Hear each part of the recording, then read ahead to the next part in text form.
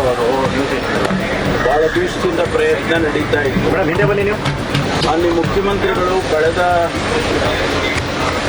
ಆಯವ್ಯಯದಲ್ಲಿ ನಾವು ಫೀಸಿಬಿಲಿಟಿ ಮಾಡಿ ನೋಡ್ತೀವಿ ಅಂತ ಹೇಳಿದ್ರು. ಅದರಂತೆ ಸುಮಾರು 3.5 ಕೋಟಿ ರೂಪಾಯಿ ಖರ್ಚು ಮಾಡಿ ಹೈದರಾಬಾದ್ ಕಂಪನಿಯವರು ಫೀಸಿಬಿಲಿಟಿ ಸ್ಟಡಿಯನ್ನು ಮಾಡಿ ಸರ್ಕಾರಕ್ಕೆ ಕೊಟ್ಟಿದ್ದರು. ಮಾಡ್ಬೋದು ಅನ್ನುವಂಥ ಅಂಶ ಅದರಲ್ಲಿ ಭಾಳ ಸ್ಟ್ರಾಂಗ್ ಆಗಿ ಕೊಟ್ಟಿದ್ದರು. ಅದಾದ ಮೇಲೆ ಮತ್ತೆ ಚರ್ಚೆ ಮಾಡಿ ಇದಕ್ಕೆ ಒಂದು DPR ಮಾಡಬೇಕಾಗತ್ತೆ ಅಂಥೇಳಿ DPR ಮಾಡೋದಕ್ಕೆ ಮತ್ತೆ ಟೆಂಡರ್ ಕರೆದು ಆ ಪ್ರೋಸೆಸ್ನಲ್ಲಿ ಒಂದು ಕಂಪನಿಗೆ ಕೊಟ್ಟಿದ್ರು, ಮೆಟ್ರೋದವರೇ ಕೊಟ್ಟಿದ್ದರು. ಅದನ್ನು ಮಾಡಿ DPR ಮಾಡಿ ಅವರೆಲ್ಲ ಅವರ ಹಂತದಲ್ಲಿ ಎಲ್ಲ ಚರ್ಚೆಗಳು ಮಾಡಿ ಸರ್ಕಾರಕ್ಕೆ ಇವತ್ತು ಕೊಟ್ಟಿದ್ದಾರೆ.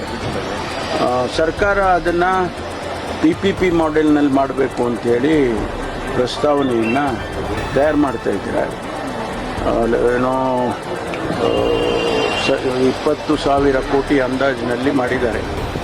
ಅದಕ್ಕೆ ಡೀಟೇಲ್ಸ್ ಎಲ್ಲ ಅಂದರೆ ಎಷ್ಟು ಸ್ಟಾಪ್ ಇರಬೇಕು, ಎಲ್ಲೆಲ್ಲಿ ಸ್ಟಾಪ್ ಇರಬೇಕು, ಯಾವ ರೀತಿ ಅದನ್ನು ನ್ಯಾಷನಲ್ ಹೈವೇಯಲ್ಲಿ ತೆಗೆದುಕೊಂಡು ಹೋಗಬೇಕು, ಅದನ್ನೆಲ್ಲ ಡೀಟೇಲಾಗಿ ಕೊಟ್ಟಿದ್ದಾರೆ.